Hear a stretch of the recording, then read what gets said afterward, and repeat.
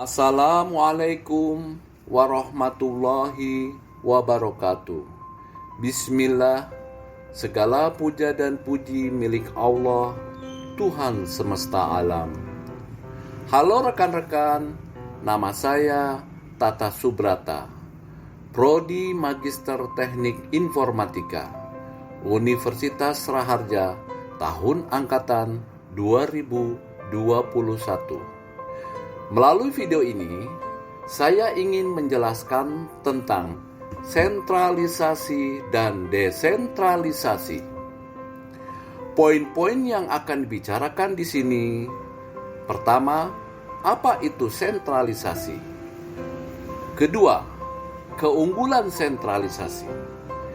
Ketiga, kelemahan sentralisasi. Keempat, apa itu desentralisasi? Kelima, keunggulan desentralisasi. Keenam, kelemahan desentralisasi. Sentralisasi adalah memusatkan seluruh wewenang kepada sejumlah kecil manajer atau yang berada di posisi puncak atau teratas pada suatu struktur organisasi. Dalam hal pengambilan keputusannya terpusat pada pimpinan atau manajer organisasi. Bawahannya tidak ikut campur sama sekali dalam pengambilan keputusan. Keunggulan sentralisasi. Pertama, organisasi lebih efisien.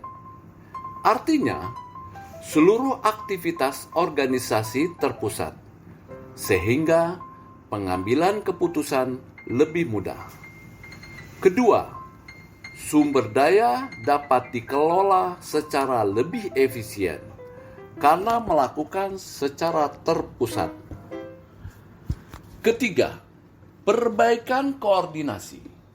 Artinya, koordinasi menjadi lebih mudah karena adanya komando yang terpusat. Keempat, pemusatan keahlian. Maksud tersebut adalah keahlian dari anggota organisasi dapat dimanfaatkan secara maksimal karena pimpinan dapat memberi wewenang. Kelemahan sentralisasi.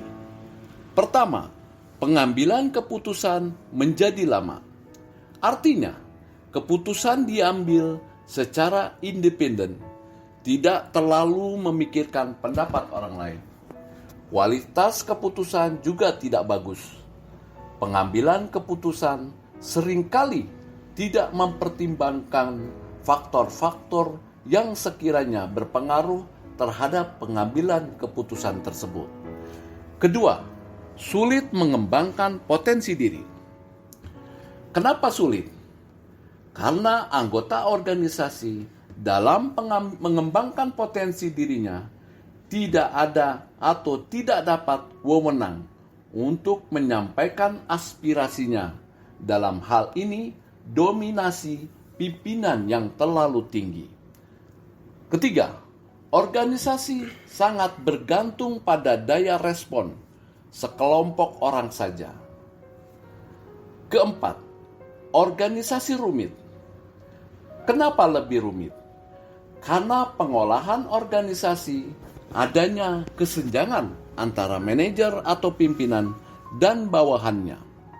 Desentralisasi adalah pendelegasian wewenang dalam membuat keputusan dan kebijakan kepada manajer atau orang-orang yang berada pada level bawah dalam suatu struktur organisasi.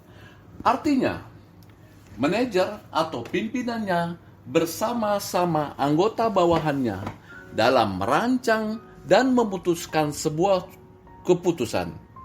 Pada saat sekarang ini, banyak perusahaan atau organisasi yang memilih serta menerapkan sistem desentralisasi karena dapat memperbaiki serta meningkatkan efektivitas dan produktivitas suatu organisasi. Kelemahan desentralisasi. Pertama, organisasi tidak sejalan antara pimpinan dan bawahan.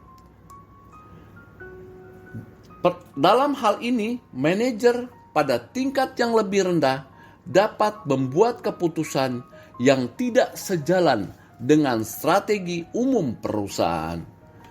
Kedua, kurangnya koordinasi antar manajer. Ketiga, bedanya tujuan antar manajer. Artinya, manajer pada level yang lebih rendah mungkin memiliki tujuan yang berbeda dari tujuan perusahaan serta keseluruhan. Tidak efektif. Tidak efektif maksudnya dalam organisasi terdesentralisasi agak sulit untuk menyebarkan gagasan inovatif secara efektif. Keunggulan desentralisasi. Pertama, jenjang manajemen lebih sedikit atau flat. Kedua, birokrasi berkurang. Dalam hal pengurangan birokrasi, maka pengambilan keputusan akan berada pada unit yang sekaligus melaksanakannya. 3. Responsif terhadap perubahan. Dalam hal ini, unit organisasi akan lebih mudah menghadapi situasi terkini karena pengambilan keputusan ada pada unit desentralisasi. Keempat, lebih mendorong kreativitas dan pengembangan diri baru. Organisasi akan lebih kreatif akan hal-hal ide baru. Unit-unit organisasi yang ada akan lebih berupaya mengembangkan potensi dirinya. Kelima, motivasi karyawan lebih tinggi.